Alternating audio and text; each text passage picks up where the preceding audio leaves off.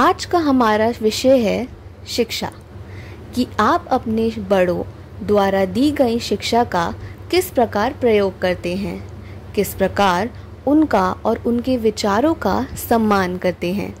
नमस्कार दोस्तों, मैं हूं अवंतिया गुसाई और आप सभी का स्वागत है स्कूल ऑफ स्टोरीज में।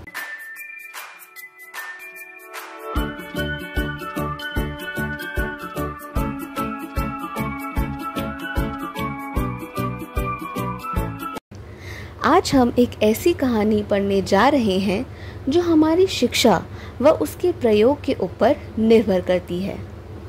3 गहने। ईश्वर चंद्र विद्यासागर का बचपन बंगाल के एक गांव में बीता।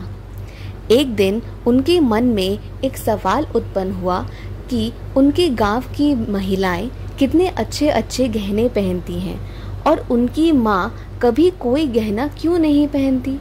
तो एक दिन उन्होंने अपनी माँ से बड़े प्यार से पूछा, माँ तुम्हें कौन कौन से गहने अच्छे लगते हैं। माँ हंसती हुई बोली, क्यों पूछ रहे हो बेटा। ईश्वर चंद्र ने कहा, जब मैं बड़ा होऊंगा ना तो तुम्हारे लिए ढेर सारे गहने बनवाऊंगा। यह सुनकर माँ ने मुस्कुराते हुए कहा, मुझे बहुत सारे गहने तो नहीं चाहिए, मगर तुम मेरे लिए 3 गहने अवश्य बनवाना। तो ईश्वर चंद्र ने पूछा, बताओ ना माँ, वे 3 गहने कौन कौन से हैं। माँ बोली, बेटा पहला गहना यह है कि तुम बड़े होकर गांव में एक स्कूल बनवाना। यहाँ एक भी स्कूल नहीं है, गांव के बच्चों को पढ़ने के लिए बहुत दूर जाना पड़ता है। दूसरा गहना यह होगा कि गांव में एक दवाखाना बनवाना। और तीसरा गहना यह होगा कि तुम यहाँ के अनाथ और गरीब बच्चों के लिए भोजन की व्यवस्था करवाना। मुझे यही 3 गहने सबसे प्रिय हैं।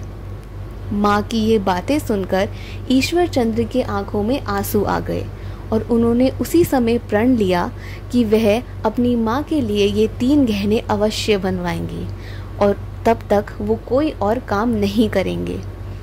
जब ईश्वर चंद्र बड़े हुए तो उन्होंने सबसे पहले अपनी माँ के नाम पर भगवती देवी विद्यालय की स्थापना की। फिर उन्होंने गांव में एक दवाखाना बनवाया, जिससे गांव के लोगों को इलाज करवाने के लिए दूर के अस्पतालों में नहीं जाना पड़ता। फिर वो इस बात का विशेष ध्यान रखते थे कि गांव में कोई भी भूखा बच्चा बिना भोजन के ना सोए। एक दिन एक विद्वान उनके गांव में आए। उन्होंने ईश्वर चंद्र की बहुत तारीफ की और उन्होंने कहा, आप बहुत ही नेक काम कर रहे हैं।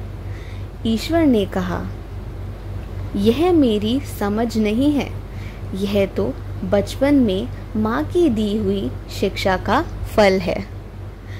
तो दोस्तों, इस कहानी से हमें यह शिक्षा मिलती है कि हमें अपने से बड़ों के भावों व विचारों का सम्मान करना चाहिए और उनका आदर करना चाहिए। तो दोस्तों, आज के लिए इतना ही। धन्यवाद। आशा करती हूँ कि आपको यह कहानी बहुत अच्छी लगी होगी और अगर पसंद आई है तो वीडियो को लाइक करें, शेयर करें, चैनल को सब्सक्राइब करें और बेल आइकन को प्रेस करें।